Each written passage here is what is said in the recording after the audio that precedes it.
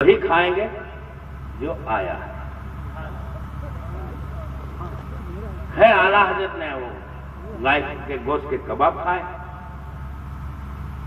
خود اعلیٰ حضرت نے اس واقعے کو بیان فرمایا ہے اور جس کو ملک العلماء مولانا ظفر الدین بہاری رحمۃ اللہ علیہ نے حیات اعلیٰ حضرت میں نقل فرمایا. تو اعلیٰ حضرت فرماتے ہیں کہ رات میں سخت بخار آیا اور مسوڑوں میں ورم ہو گئے اور منہ نہیں کھلتا تھا. حضرت حسن رضا صاحب جو حکمت بھی کرتے تھے انہوں نے دیکھا تو انہیں شبہ ہوا کہ شاید یہ طاعون ہے، پلیگ ہے.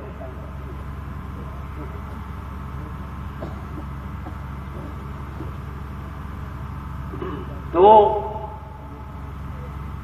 انہیں کچھ خطرہ محسوس ہوا تو انہوں نے کسی طریقے سے ایک MBBS ڈاکٹر انگریز ڈاکٹر کو بلا لیا. تو اعلیٰ حضرت کسی کافر مشرک کو نبض بھی نہیں بتاتا کیونکہ حدیث میں آتا ہے صحابہ کرام کی ایک عادت کریمہ یہ ہوتی تھی کہ وہ اپنے جسم کو کافر کے جسم سے مس ہونے سے، اپنے کپڑوں کو کافر کے کپڑوں سے مس ہونے سے بچایا کرتے تھے. تو صحابہ کرام کی سنت پہ سختی کے ساتھ اعلیٰ حضرت عمل کرتے تھے. کسی کافر سے نہ تو دستبوسی کرتے تھے، یہاں تک کہ کسی کافر ڈاکٹر کو نبض تک بتانے کے لیے اسے اپنا جسم ٹچ نہیں کرنے دیا. تو اعلیٰ حضرت نے جسم کو ٹچ نہیں کرنے دیا، اس نے ویسے معائنہ کیا اور یہ کہا کہ اوکے یعنی اس نے یہی کہا کہ ہاں یہ پلیگ ہے، پلیگ ہے، پلیگ ہے. جب وہ ڈاکٹر چلا گیا تو اعلیٰ حضرت فرماتے ہیں کہ میں بول تو نہیں سکتا تھا، اشاروں سے بات کرتا تھا یا کوئی ضرورت ہوتی تو میں کاغذ پہ لکھ کر دیا کرتا تھا. میں نے یہی کہا وصدق الحبیب وکذب الطبیب، حبیب نے سچ کہا اور ڈاکٹر نے جھوٹ کہا. کیوں کہ اعلیٰ حضرت فرماتے ہیں کہ حدیث میں آتا ہے کہ حضور اقدس صلی اللہ تعالی علیہ وسلم ارشاد فرماتے ہیں کہ جو شخص کسی مصیبت زدہ کو دیکھ کر یا کسی بیمار کو دیکھ کر الحمدللہ الذی آفانی مما ابتلاک بہ وفضلنی علی کثیر ممن خلق تفضیلا، یہ دعا پڑھنے گا تو اللہ تعالیٰ اس دعا پڑھنے والے کو اس دعا سے اس بیماری سے محفوظ رکھے گا. تو اعلیٰ حضرت فرماتے ہیں کہ میں نے کئی پلیگ زدہ کو دیکھ کر یہ دعا پڑھ لی ہے اور میرا یقین کامل ہے کہ مجھے کبھی طاعون نہیں ہو سکتا. کیوں کہ اللہ کے حبیب کی زبان سے نکلی ہوئی بات، وہ زبان جس کو سب کو ان کی کرتا ہے، اس کی نافذ حکومت کے لاکھوں. سبحان اللہ، سبحان اللہ، سبحان اللہ، سبحان اللہ. تو فرماتے ہیں کہ میں نے کہا فصدق الحبیب وکذب الطبیب، سچ کہا حبیب نے اور جھوٹ کہا ڈاکٹر نے. اعلیٰ حضرت فرماتے ہیں رات کو خواب میں سرکار کی بشارت ہوئی. اب آج یاد کو بات یاد آ گئی. نہیں اب نہیں بتا بنے تو ایک گھنٹہ اس میں نکل جائے گا اور ہمارا مین ٹاپک رہ جائے گا.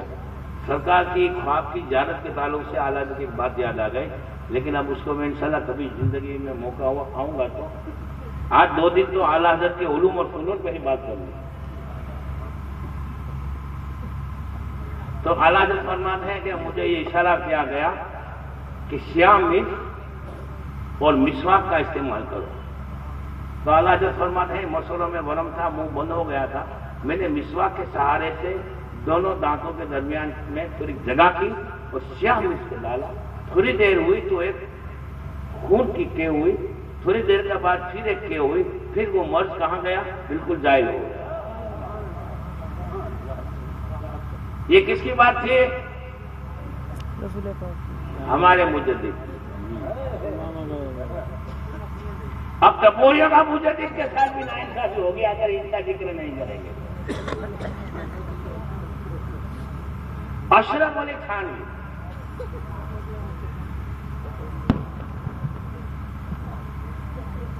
اب دو چار حوالے بتاؤں گا، سب حوالے ایک بتا دیتا ہوں.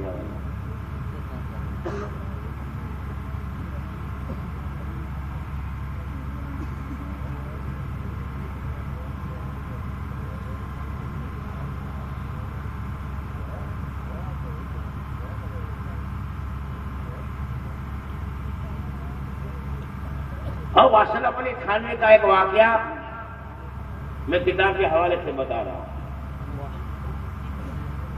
اور اگر کوئی حوالہ غلط ثابت کرے 1,00,000 روپیہ کا انعام کی ذمہ داری کون لیتا ہے؟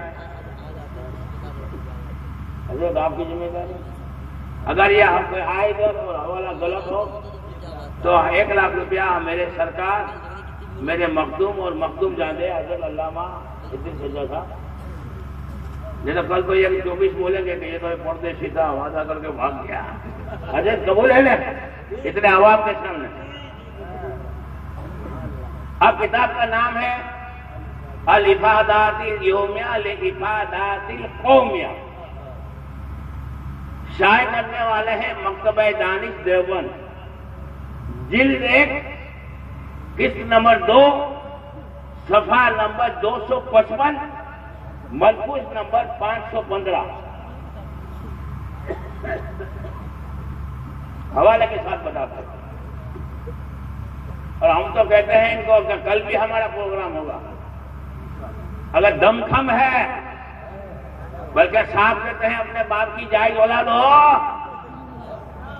تو سامنے آؤ بریلی شریف اور بارانی شریف کے در کے اس کتے کے سامنے، تمہارے 500 مولوی اور اعلیٰ حضرت کے در کا اور بارہ مقدسہ کے در کا یہ کتا تمہارے 500 مولویوں کو کچا کچا نہ چبا جائے تم کہنا۔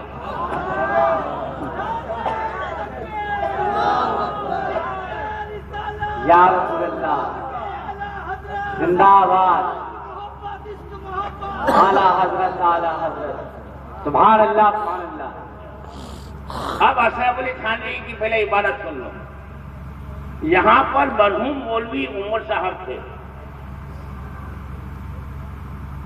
بیمار رہتے تھے، ایک شخص نے میری اور ان کی دعوت کی۔ ایک مولوی محمد عمر صاحب تھانوی صاحب کے دوست تھے، لیکن اکثر بیمار رہا کرتے تھے۔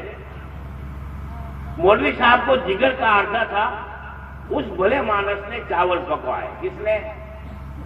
دعوت کرنے والے۔ اب سنو شریعت کا مسئلہ سنو، ہمارے یہ سب نورانی چہروں کو دیکھو، ہمارے علماء ذوی احترام، اللہ تبارک و تعالی ان کا سایہ ہم غربائے اہل سنت پر عرصے دراز تک با صحت و عافیت قائم دائم فرمائے، اور ان کے علوم اور عرفان سے اہل سنت و جماعت کو اللہ تعالیٰ مستفیض فرماتا رہے۔ شریعت کا مسئلہ ہے کہ اگر آپ کسی کے گھر پہ کھانے کے لیے جاؤ اور کھانا آپ کے مزاج کے مطابق نہیں بنا یا پکانے والے نے خراب کھانا پکایا ہے تو ہرگز آپ کو یہ حق نہیں کہ آپ اس کھانے کی برائی کرو، یہ کھانا برا ہے یا میں نہیں کھاؤں گا، بلکہ اگر کھایا نہیں جاتا تو اتنا کہو کہ آپ کوئی حاجت نہیں ہے، کھانا چھوڑ کے کھڑے ہو کر نکلو۔ لیکن میزبان کی دل سکنی کرنا شرم ناجائز، حضرت یہ مسئلہ ہے۔ دوسرا، آپ کو کسی کے یہاں مانگنے کی بھی کوئی اجازت نہیں، جیسے کہ اعلیٰ حضرت نے فرمایا کہ مہمان کو میزبان سے نمک اور پانی آپ مانگ سکتے۔ اب ان کا ٹپوری مجدد دیکھو، بھلے مانس نے چاول